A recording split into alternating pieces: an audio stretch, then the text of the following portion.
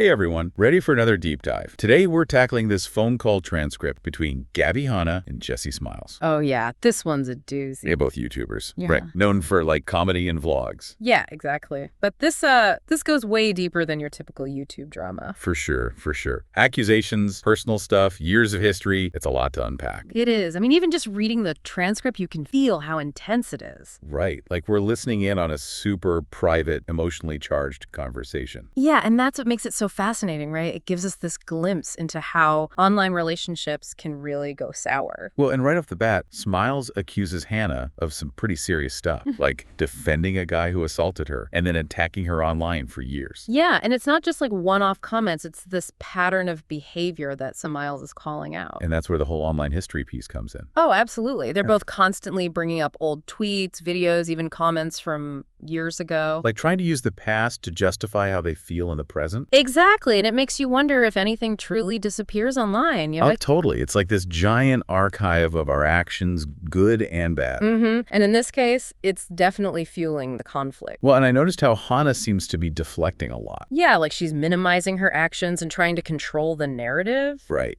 Like she says she never publicly defended the guy who assaulted Smiles, but then Smiles provides screenshots of tweets that contradict that. Classic deflection, right? Instead of addressing it head on, she tries to shift the focus. And even bring up things like Smiles' medication and mental health, which feels like an attempt to discredit her. Yeah, that's a tactic that can be really damaging because it shifts the conversation away from any kind of accountability. It makes it personal, you know, which is never a good look. It really makes you question the motivation behind the conversation, right? Yeah, like, is this about genuine reconciliation or is it just about winning the argument? And controlling the narrative. Exactly. And reading this, it doesn't seem like Hanna's really interested in understanding Smiles' perspective. No, not really. There's this one part where Smiles straight up asks Hanna why she lied about never speaking about her, especially on the same day as the TMZ article. Oh, right, right. And instead of answering, Hanna deflects again, brings up some random conflict from their early Vine days. It's like she's saying, well, you were mean to me first, you know? Totally. And you see this pattern throughout the entire call.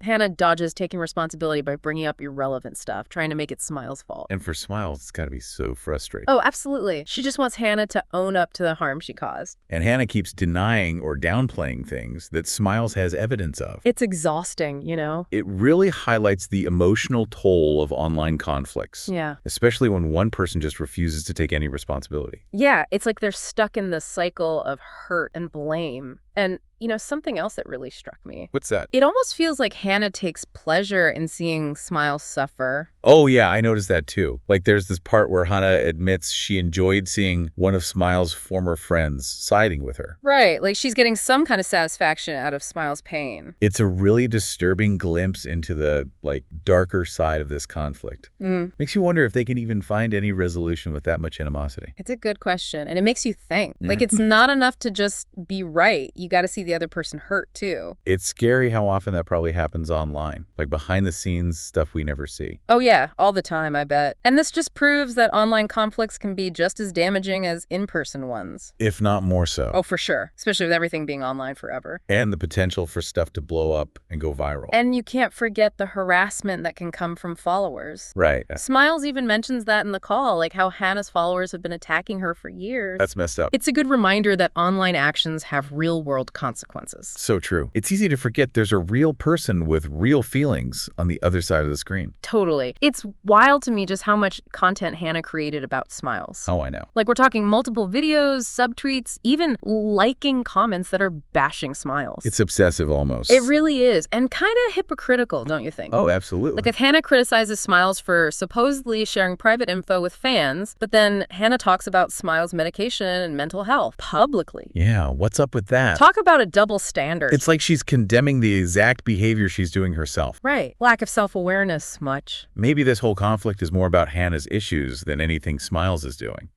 That's an interesting thought.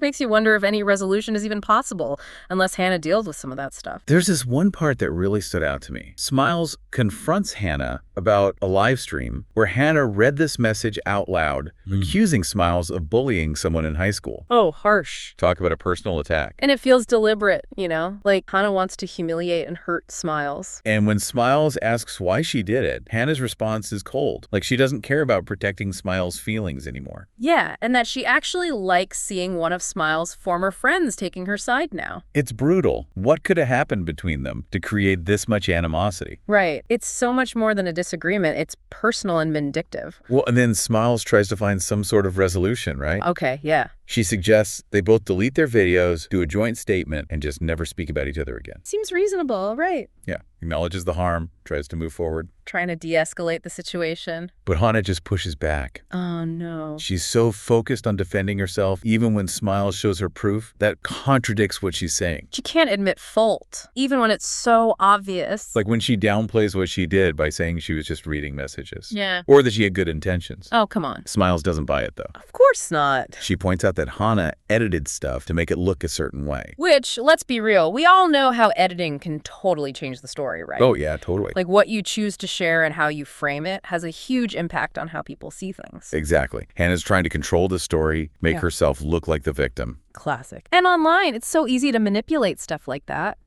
It's frustrating. And Smiles even worries that this whole thing will follow her forever. Oh, like the rape apologist label Hanna put on her? Yeah, exactly. That stuff can stick with you. It can. It shows how dangerous it is to make serious accusations without any real evidence. And the power of words, you know, especially online. And, of course, Hanna doesn't seem to care about any of that. She's all about clearing her name. Right. Like, she says she needs to tell her whole story and defend herself against being called an abuser or blackmailer. It's crazy how she acts like she's the victim here. I know. She's the one with a way bigger platform, and she's the one who's been attacking Smiles online. Typical power dynamic, though, right? Yeah, sadly. The person with more influence thinks they can use that power to silence anyone who disagrees with them. And Hanna wants Smiles to apologize publicly, too. No way. And the apology has to address all the lies in Smiles' video and acknowledge the harm done.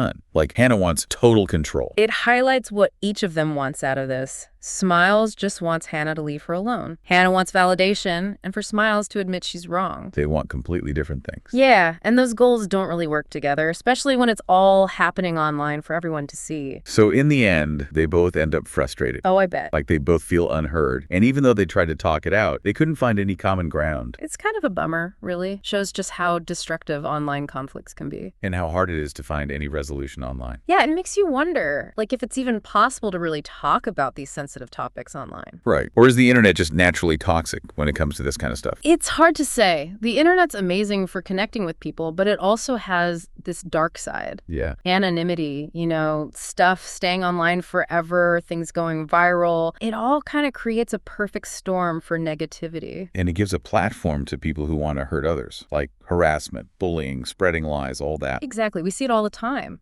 People using social media to attack and shame anyone they disagree with. So where does that leave us? If the internet is such a minefield, how do we navigate it safely? That's the big question, right? I think it starts with being aware. Like, we got to be mindful of what we do online. And how it affects others. Yeah, both ourselves and other people. We have to remember there are real people behind those screens. People who can be really hurt by what we say and do. Empathy is so important. Before you hit send, before you share that screenshot, before you jump into a heated debate, just think about the impact you might have on the other person. And maybe ask yourself, is this worth it? Is this actually going to help, or am I just making things worse? Sometimes the best thing to do is just walk away, log off, take a break. Right. We don't have to engage in every argument. Sometimes silence is the best option. Exactly. And remember, you have control over your online experience. You can choose who you follow, what you read, how you interact with people. Setting boundaries, protecting yourself. Totally. The internet can be awesome, but it can also be toxic. It's up to us to make it a good experience, to use it in a positive, productive way. That's a great takeaway. So what about you listening? What did you think about this deep dive into Gabbie Hanna and Jessi Smiles? What can we all learn from this and try to create a more positive, empathetic online world? Until next time, stay curious and stay informed.